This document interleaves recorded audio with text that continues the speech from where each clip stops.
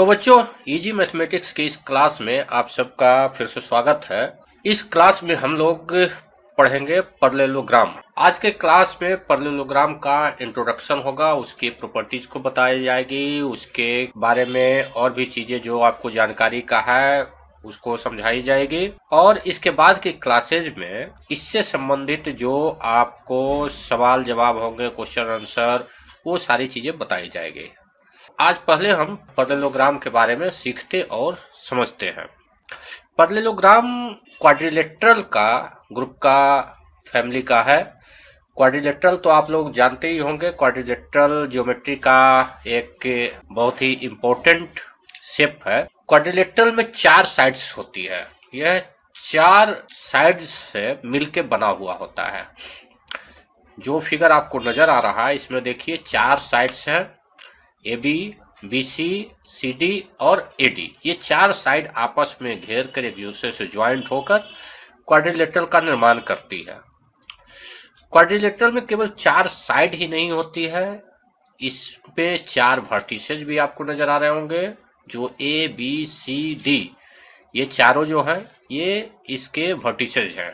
यानी किसी भी क्वाड्रिलेटरल में 4 साइड्स होते हैं और 4 वर्टिसेज होती है। इसके साथ ही साथ उसमें 4 एंगल भी होते हैं। इसमें angle A, angle B, angle C और एंगल D, ये चारों इस क्वाड्रिलेटरल के एंगल है। ये इसके किसी भी क्वाड्रिलेटरल का बेस प्रॉपर्टी है।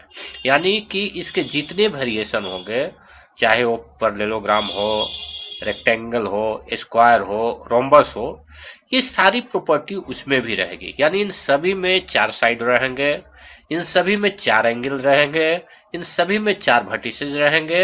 ये कॉमन प्रॉपर्टीज होगी। अब इसके आगे हम चलते हैं। जो क्वाड्रिलेटरल है इसमें आपको कोई भी साइड्स आपस में बराबर नहीं है, और ना ही कोई एंगल आपस में बराबर है, और ना ही कोई 2 लाइंस पैरेलल है। इसी चीजों को जब कुछ मैच करेंगे, जैसे 2 साइड्स को बराबर कर दे, या 2 एंगल को बराबर कर दे, या 2 लाइंस को पैरेलल कर दे, या 4 लाइंस को पैरेलल कर दे, जैसे जैसे इसकी प्रॉपर्टी हम चेंज करते जाएंगे वैसे वैसे इसके नाम भी चेंज होते जाएंगे। तो इससे एक स्टेज आगे बढ़ते हैं। ये देखिए 2 पैरेलल लाइन ली है, AB और CD। ये पैरेलल लाइंस है, आपस में पैरेलल है।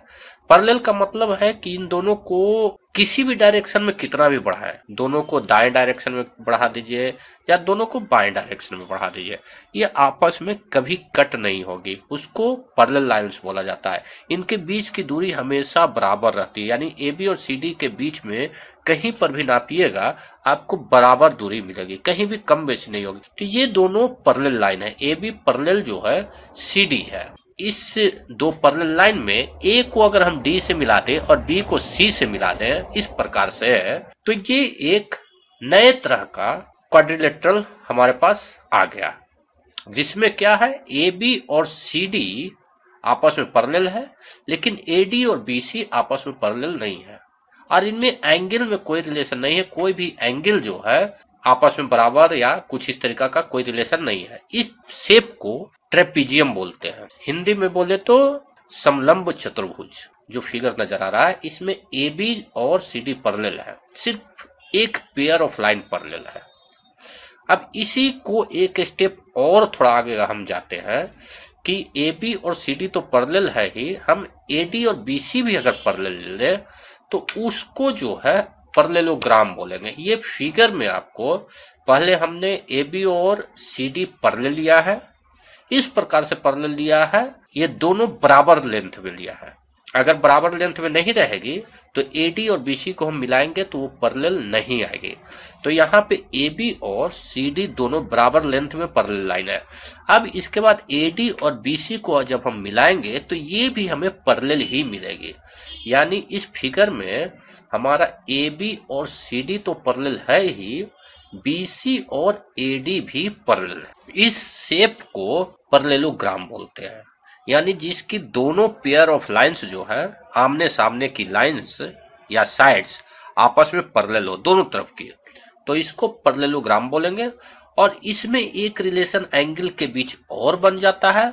इसमें एंगल ए के अपोजिट एंगल सी है वो बराबर होंगे, और एंगल बी के अपोजिट एंगल डी है वो बराबर होंगे।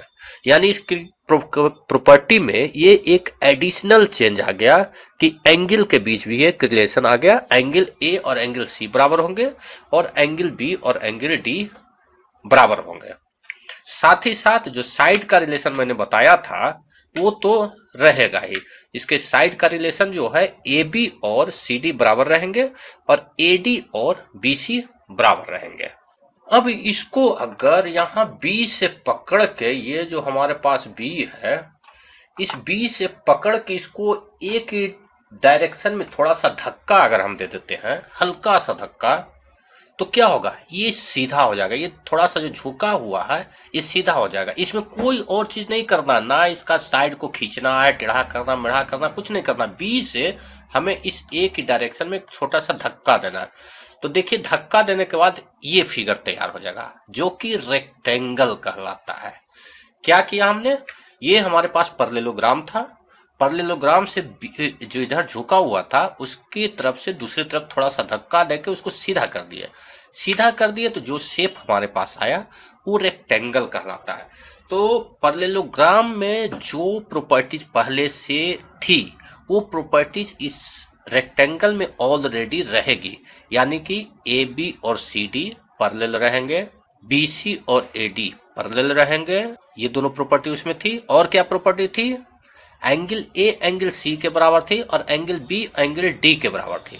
लेकिन ये धक्का देने के बाद क्या होता है कि चारों एंगल आपस में बराबर हो जाती है और वो 90 डिग्री के बराबर रहती है। क्या है इसमें, रेक्टेंगल में चारों ही एंगल्स 90 डिग्री के बराबर रहेंगे।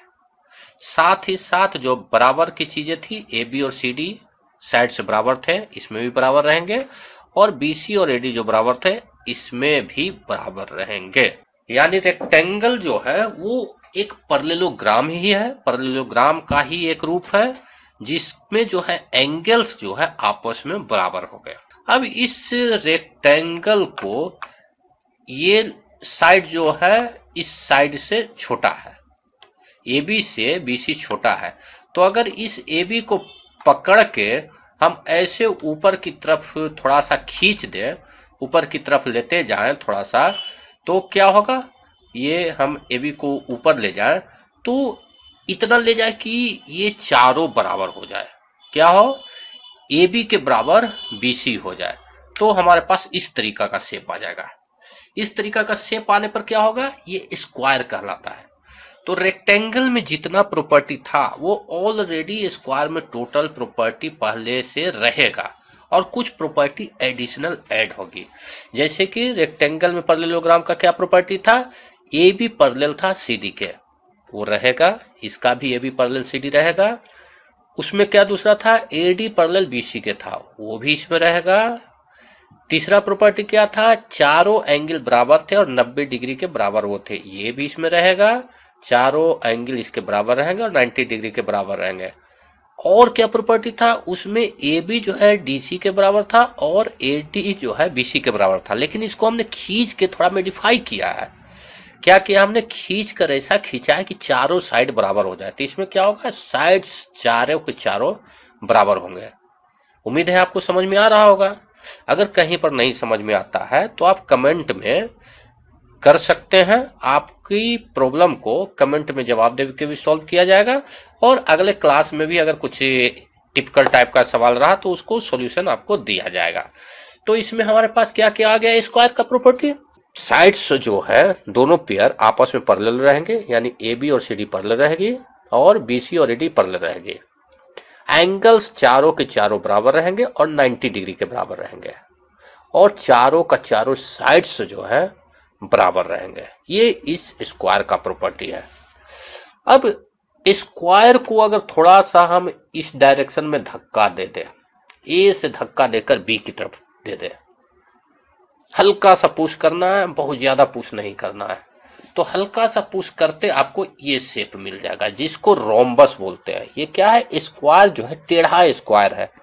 स्क्वायर को हमने हल्का सा लात मार दिया है तो वो बेचारा झुक गया, तो वो हो गया क्या, रोम्बस। तो रोम्बस में आपको स्क्वायर का कौन कौन सा प्रॉपर्टी रहेगा, यहाँ देखिए झुकने से एंगल इसका बदल गया, उसका मूड जो है बदल गया, मूड बदल गया तो कहीं मूड गर्म कहीं मूड ठंडा मिलेगा। यानी इसका एंगल का प्रॉपर्टी जो है, जो बेसिक पैरेललोग्राम का प्रॉपर्टी है उसमें रह जाएगा, यानी आमने सामने का अपोजिट एंगल बराबर हो जाएगा। लेकिन पैरेलल वाला प्रॉपर्टी चेंज नहीं होगा, यानी A B parallel C D रहेगा, A D parallel B C रहेगा। एंगल का प्रॉपर्टी चेंज होगा। एंगल का प्रॉपर्टी क्या होगा, आपका आमने सामने का एंगल, एंगल ए और एंगल सी बराबर हो जाएंगे, एंगल बी और एंगल डी बराबर हो जाएंगे। और साइड जो है, चूंकि इसको स्क्वायर को हमने ठेला है तो उसका स्क्वायर का साइड को तो पकड़ के खींच खाच नहीं किया था, जो स्क्वायर का साइड था वही रहा, केवल झुक गया, तो झुकने से उसका लेंथ तो बदलेगा नहीं। यानी स्क्वायर का जो साइड का ये लेंथ है, ये साइड का लेंथ सबका सब साइड बराबर रहेगा और किसी तरह का इसमें चेंजिंग नहीं होगा। पैरेललोग्राम के जो इंट्रोडक्शन पार्ट है उसमें आपको इतनी ही सारे शेप का डिटेल पढ़ना था। इसके अलावा कुछ इसके डायगोनल वगैरह आएंगे, जिसकी प्रॉपर्टी आपको अगले क्लास में मैं बता दूंगा। डायगोनल के आपस में क्या रिलेशन होते हैं वो नेक्स्ट क्लास की चीज़ें हैं। बेसिक स्ट्रक्चर के बारे में जो जानकारियाँ थी यही थी। वीडियो में अगर कहीं पर कुछ प्रॉब्लम हो तो इसको फिर से देखिए, 2 बार देखिए, 3 बार देखिए, 4 बार देखिए। बहुत ही आसानी से आप इन सारे शेप को समझ पाएंगे। और उसके बाद भी अगर कुछ दिक्कत रहती है तो आप चैनल को सब्सक्राइब करके नीचे कमेंट कीजिए, अगले क्लास में आपकी सारी परेशानियों को दूर किया जाएगा। तो मिलते हैं हम अगले क्लास में, तब तक के लिए धन्यवाद।